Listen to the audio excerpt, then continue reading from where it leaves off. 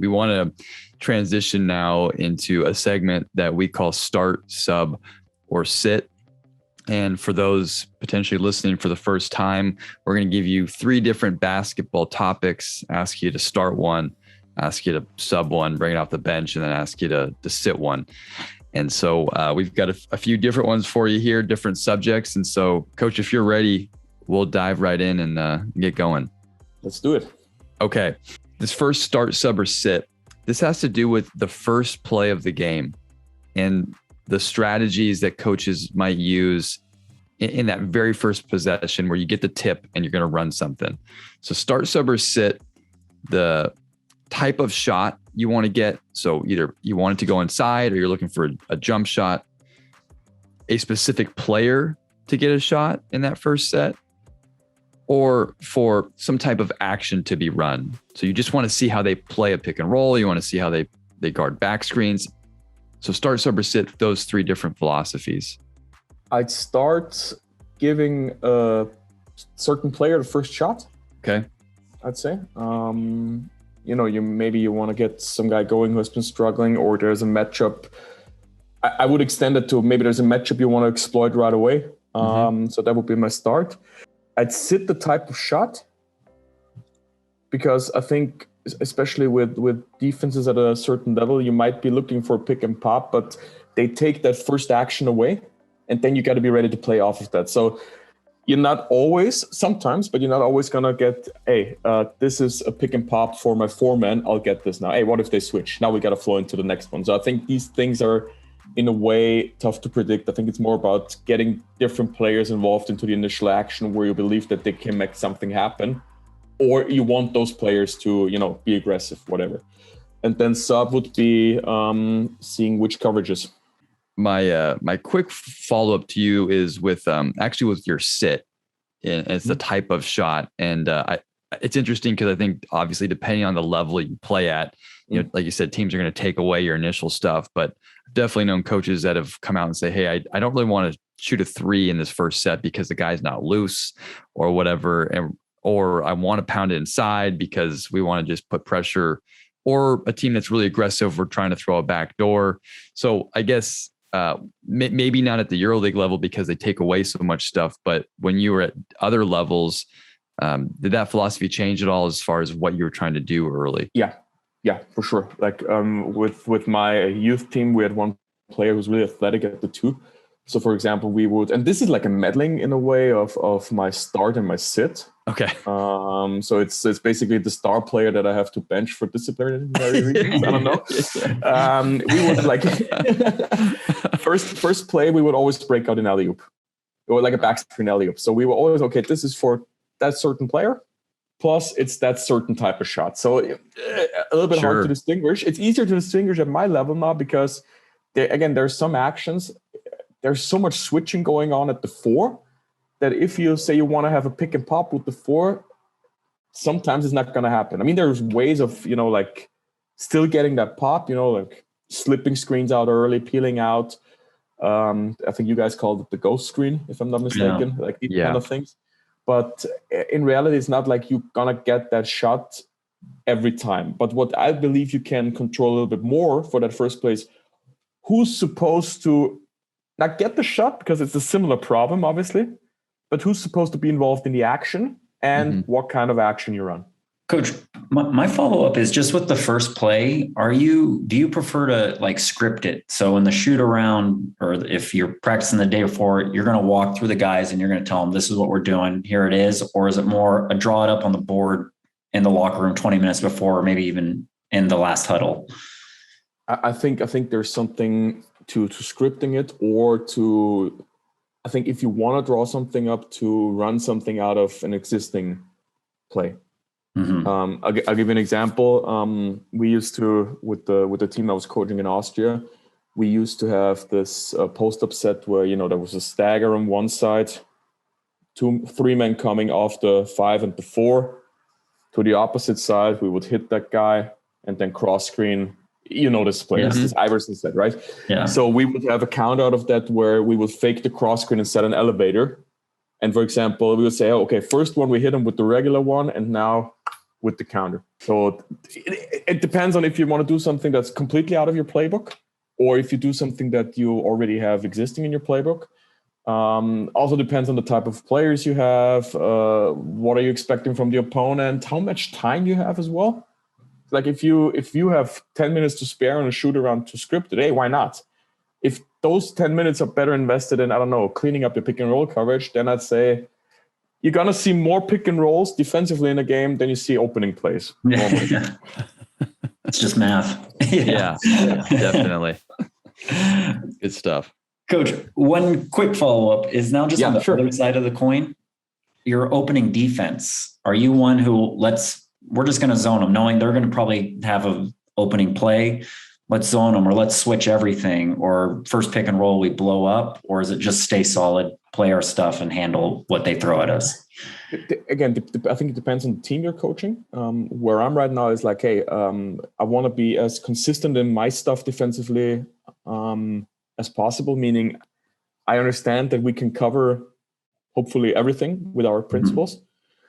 I do believe that especially in I don't know, cup games, playoff games, marquee games, whatever it might be, there's an element to throwing teams off with breaking the rhythm. I don't know if that's necessarily something you want to do in the first play right away, but I think there is some merit to that. But if you would put me in a situation right now where I had to decide, I'd say we go with our principles.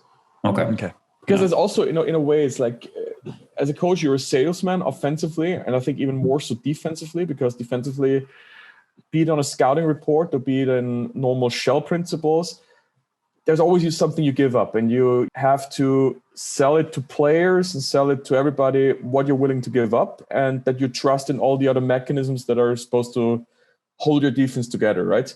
Yeah. So if you throw that overboard on the first play of the game, I don't know what kind of message that sends. All right, Coach.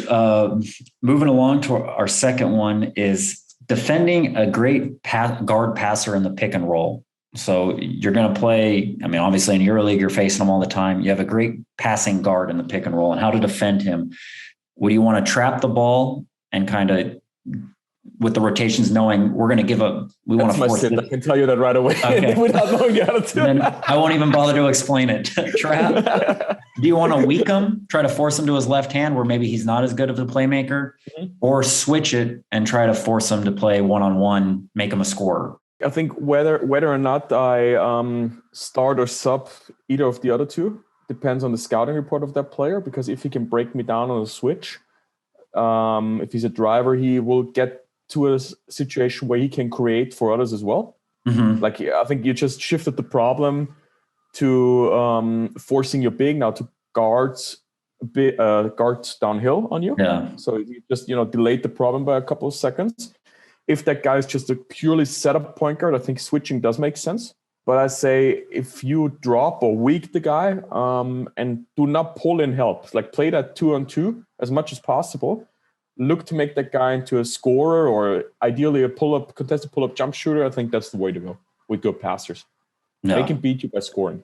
And again, like if he's a good passer against trapping, again, obviously there's maybe a point to how good are the other guys passing. Yeah. But if he whips that thing out crazy fast out of a trap, that can be tough. Coach, with the weak defense, and maybe this goes a little bit back to our rotation, but if you're a weak team and you're forcing left, do you also dictate how you rotate that? If he's going left, so he's playing, our coverage is working, that we're going to fan out more, versus when maybe he goes left, we're going to look to be more aggressive and send rotations. Or go right. Yeah, go right. Sorry, go left. Yeah. I think again, it depends on what the game plan is. If you say you're cool with with Facu Campazzo, he's not in the Euroleague anymore, but if you're cool with him scoring 30, as long as Rudy doesn't get shots, I think it doesn't matter which hand you send him towards. Okay. Just to you pick your poison. You decide what kills you in the end, right? With a guy like Vasilij Micic, there's probably something to, sending more help in different situations. But again, I'll give you this example. If a guy who's a great scorer and great passer, if he's better to the right than to the left, one argument could be made that you send in more help towards the right because it's more dangerous. Yeah. But then again, there could also be an argument you send in more help, like, for example, stunting to the left because he's more turnover prone going left. So as much as I hate the answer, it's a bit of a feel, I think. Feel and vision. But to your like initial start, sub, or sit question, I'd say keep the pick and roll on 2 and 2 as much as possible if you want to avoid a pick and roll ball handler from distributing all over the place. Our next start, sub, or sit for you, this has to do with turnovers and trying to limit them. We all talk about we don't want people to turn the ball over as much, but like how you actually try to help players not turn it over. So start, sub, or sit, working on their IQ or just knowing where they're trying to throw the ball, whether it's through a set or whether it's through their offense.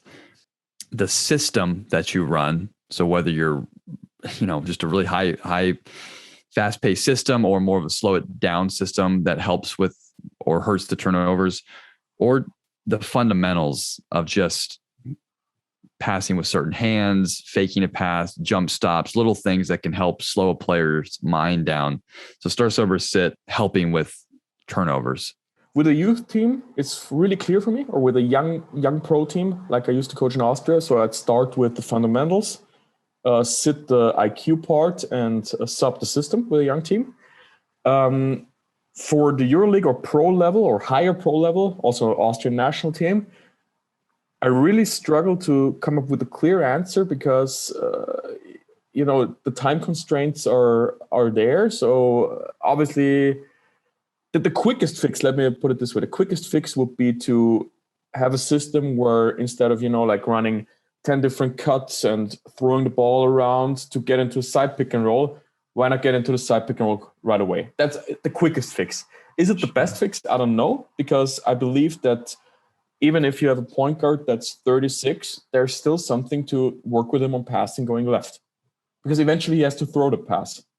And there's also still something to making him understand, okay, this is the pick and roll. This is how they rotate in. This is the pass you should be throwing. Obviously, I'm cheating now a bit. No, I'm cheating a lot. So I'll give you my youth basketball answer, or development basketball answer. That's fundamentals first, IQ second, system, because in my opinion, the fundamentals allow you to use your IQ, and your IQ needs to align with what you do in the system. No, sure. Yeah. And obviously this is all of them are important. We know, but we were thinking about when players, especially as we're recording this, is somewhat early in the season for most coaches, and the ball's being thrown all over the gym in various ways. And, instead of just yelling, stop turning it over, it's like, well, how do you really help them not turn it over? And that was the reason, I guess, for our question.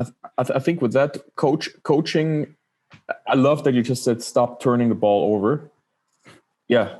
But how? Right. I think this is, and I think we as coaches often fall into that trap. It's like, you gotta be tougher, or you gotta play quicker. You gotta be a better defender. You gotta be this. You gotta be that. Which all is true, but I think it's important to let players know.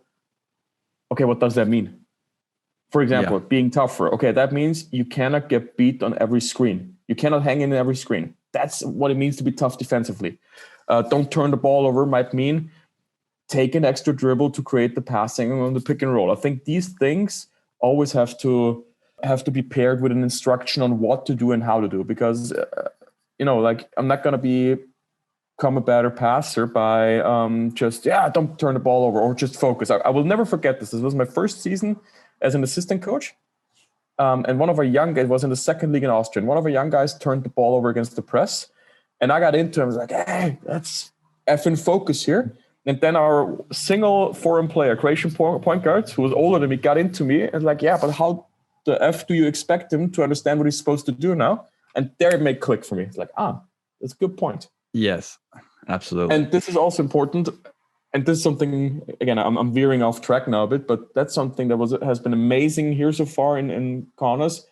I learned so much from the players just by watching them and just by, picking their brain. And I cannot encourage coaches enough to, listen to their guys, because oftentimes, first of all, they're the ones who have to do the stuff, obviously. Right. And second of all, turns out they know a lot about the game. looking back at the systematically, is there something that you've maybe phased out of what you like to do because you think it's more, turnover prone? It's difficult, but because it always goes hand in hand with the roster you have. If you have somebody who can create very well and he or she's an athletic beast and can get downhill, I would not go with 16 seconds of fluff before you go into the pick and roll. If you want to avoid turnovers, I mean, there is an element to moving the defense and having the defense discombobulated before you get into your drive, before you get into your dominoes, right?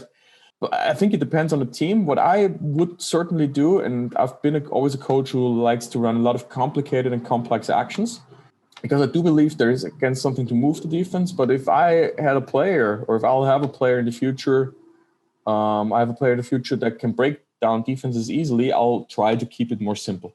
I think that's the best answer I can give. Our last one for you is defending an elite shooter on a pin down screen, off a pin down screen. So top block him, try to, I guess, cancel the screen, blow it up, maybe get on his hit trail and have the passer kind of like that next dig in, or again, in that trail situation, but with support from the big who's setting the screen.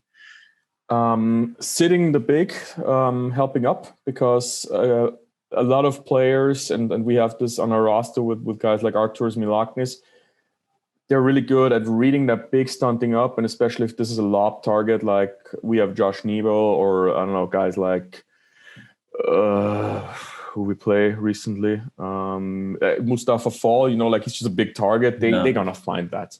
So that's gonna be the sit for me.